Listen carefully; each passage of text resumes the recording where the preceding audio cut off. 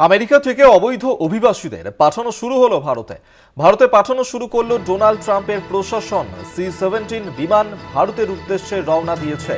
দিল্লির তরফে এখনো এই বিষয়ে যদিও কিছু জানানো হয়নি, তবে যেমনটা এখনো পর্যন্ত জানা যাচ্ছে যে ভারতে পাঠানো শুরু করলো ডোনাল্ড ট্রাম্পের প্রশাসন অবৈধ অভিবাসীদের। আমরা এই নিয়ে কথা বলবো। জয়ন্ত চৌধুরী আমাদের সঙ্গে টেলিফোনে রয়েছেন। প্রতিনিধি জয়ন্তদা, কি জানা যাচ্ছে এই বিষয়ে? হ্যাঁ,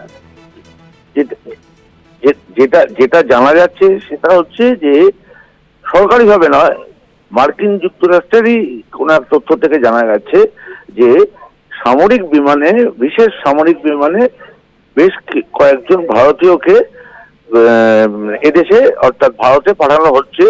দিল্লি এই ব্যাপারে এখনো পর্যন্ত কোনো মন্তব্য বা কোনো প্রতিক্রিয়া দেয়নি, কিন্তু সেই প্রক্রিয়া শুরু হয়েছে। তারা পাঠাচ্ছেন, শুধু ভারতে নয়, সারা দুনিয়াতেই বিভিন্ন দেশে যারা অবৈধভাবে আমেরিকায় বাসিন্দা রয়েছেন বলে তাদের দাবি, তাদেরকে ধরে পাঠিয়ে দিচ্ছে। এবং গত 20 তারিখে আমরা জানি ডোনাল্ড ট্রাম্প শপথ নেওয়ার পরের দিন থেকেই তিনি অভিবাসনের বিষয়টি এবং অন্যান্য আরো ঘোষণার সঙ্গে অভিবাসনের বিষয়টিও কঠোরভাবে তারা নিয়ন্ত্রণ করবেন, এই বিষয়টাও তারা সামনে এনেছিলেন। কিন্তু এত দ্রুত হারে, এত দ্রুততার সঙ্গে, এত ক্ষিপ্রতার সঙ্গে যে সে কাজ কার্যকর হবে, এটা সম্ভবত কেউ প্রত্যাশা করেনি। তবে ভারত কিছু না বললেও একটা কথা আমাদের বিদেশমন্ত্রী, ভারতের বিদেশমন্ত্রী এস জয়শঙ্কর, তিনি পরিষ্কার করেই বলেছেন যে অভিবাসনের ক্ষেত্রে ভারতের একটা নীতিগত অবস্থান রয়েছে, যা প্রতিটি দেশের ক্ষেত্রেই প্রযোজ্য।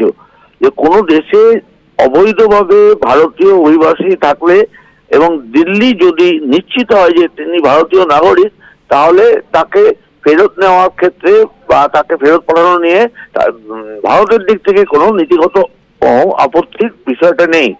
তবে এই যে দিল্লিতে এখনো কোন রকম প্রতিক্রিয়া পাওয়া গেল না, অথচ মার্কিন মুলুক থেকে বিশেষ সামরিক বিমানে করে দিল্লিতে ফেরত পাঠানো হচ্ছে ভারতীয়দের যারা অবৈধভাবে রয়েছেন ভারতীয়দের, এই ঘটনা সম্পর্কে কিন্তু এখনো বিস্তারিত সেই কারণে ভারতের দিক থেকে কিছু জানা যায়নি।